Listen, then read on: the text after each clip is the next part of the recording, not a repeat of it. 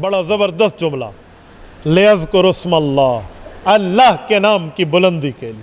اس سے علماء نے نقطہ اخذ کیا ہے کہ جو قربانی کرتے ہیں خالصتاً گوشت کھاؤں گے اس کی قربانی نہیں ہوتی، کہ بھائی گوشت تو تجھے ویسے ہی مل جائے گا، تو نے گوشت کھانے کی نیت، اکل لحوم کی نیت خالصتاً ہو، اس میں اللہ کی رضا نہ ہو تو قربانی نہیں ہے۔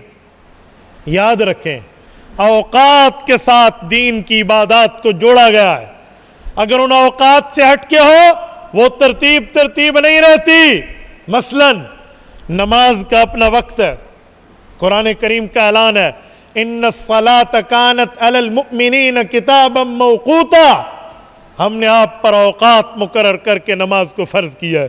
آپ وقت سے ہٹ کے پڑھیں نماز ہوگی لیکن قضا ادا نہیں ہے، ادائے کامل کی ترتیب ہے، آپ وقت پہ پڑھیں اور آداب کا خیال رکھ کے پڑھیں۔ تو کیوں دین کو اوقات کے ساتھ جوڑا گیا؟ بھائی قربانی کو بھی وقت کے ساتھ جوڑا گیا۔ النہر ثلاثۃ ایام، حضرت ابن عمر، حضرت علی رضی اللہ عنہما کا فرمان موجود ہے، اس آیت کی شرح میں موجود ہے، ایام معدودات کے تحت موجود ہے۔ حضرت ابن عمر فرماتے ہیں تفسیر ابن ابی حاتم الرازی میں کہ وہ 3 ہی دن ہیں۔ اچھا دن ہیں، اور اس دن کو کب سے شروع کریں گے؟ کیا دن سورج چڑھنے سے پہلے یا سورج چڑھنے کے بعد؟ تو قرآن کریم نے فیصلہ کیا فَصَلِّ لِرَبِّكَ وَانْحَرْ، پہلے بقرہ عید ہے پھر قربانی ہے۔ فَصَلِّ صلاۃ الاضحیہ پہلے ہے، وَانْحَرْ قربانی بعد میں، اور یہی عمل صحابہ کا ہے۔ اگر کوئی آدمی نماز صبح کے بعد بقرہ عید کے دن ذو الحجہ کی 10ویں تاریخ کو نماز صبح کے بعد پہلے دن عید الاضحیٰ بھی کہیں نہیں پڑی گئی شہر پہ، اس سے پہلے قربانی ذبح کرتا ہے، یہ واقعہ حضور کے دور میں ہوا اور اللہ کے رسول نے اس مسئلے کا جواب دیا۔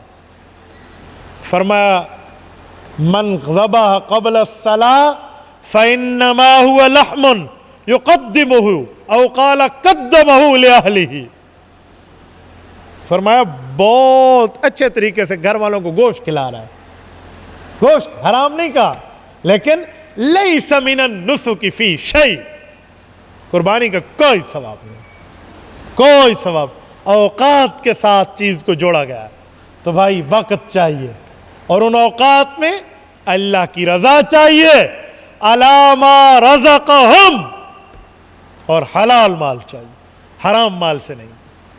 حرام مال سے نہ حج قبول ہے، نہ روزہ قبول ہے، نہ قربانی قبول ہے۔ حرام مال کا خیال کریں، یہ نہ سمجھیں کہ میں نے مال حرام کمایا تو دین پہ لگا دوں، نانا بابا، آپ اپنی قبر کو نعوذ باللہ جہنم کے انگاروں سے بھر رہے ہیں۔ مفکر اسلام حضرت مولانا مفتی محمود، اللہ اس کی قبر پہ کروڑوں اربوں رحمت نازل فرمائے، ایک پروگرام میں موجود تھے، سائل سوال کرنے لگا کہ حضرت زکوٰۃ، تو مفتی محمود رحمت اللہ علیہ نے زکوٰۃ کا جواب سمجھایا کہ حلال مال میں 40واں حصہ، یعنی 100 روپے میں 2.5 روپے۔ اس نے کہا حضرت آپ نے حلال مال کا، کیا حرام مال کی بھی زکوٰۃ ہے؟ مفتی صاحب نے تو دفع دخل مقدر کیا تھا، مولوی سمجھتے ہیں چھپے ہوئے اعتراض کا جواب کہ حرام کی تو زکوٰۃ ہے ہی نہیں نا، یہ بتانا چاہ رہے تھے، لیکن وہ سامنے والا اس پلے کا نہیں تھا، تو نے کہا جی حرام مال کی زکوٰۃ کیا ہے؟ اب مفتی محمود رحمہ اللہ نے اپنی ترتیب پر جواب دیا، اور ایسا جواب دیا جس سے مسئلہ بھی نکھر گیا اور سامنے والے کا مطلب بھی حل ہو گیا۔ کہ بھائی میں نے حلال مال اسی لیے کہا کہ حلال مال میں کچھ حصہ دیا جاتا ہے اور اکثر رکھا جاتا ہے۔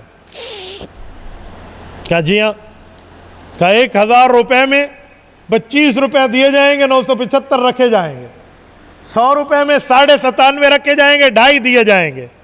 کہ جی ہاں، کہ یہ حلال مال ہے، اور حرام مال کی زکوٰۃ یہ ہے کہ وہ سارے کا سارا اسی کو لوٹا دیا جاتا ہے جس سے لیا ہے۔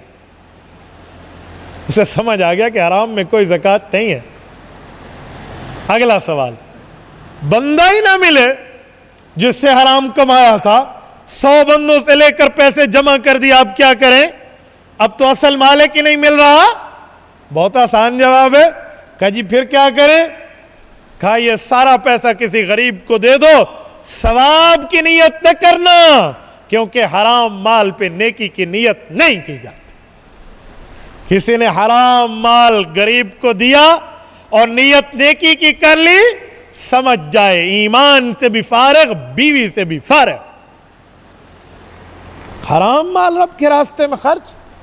تب رب نے فرمایا الا ما رزقہم، اور قرآن پاک کے پہلے صفحے پر رب نے فرمایا وَمِمَّا رَزَقْنَاهُمْ يُنْفِقُونَ.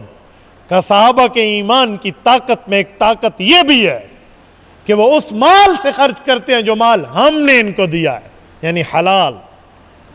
حرام کی نسبت تو اللہ کی طرف نہیں کی جاتی.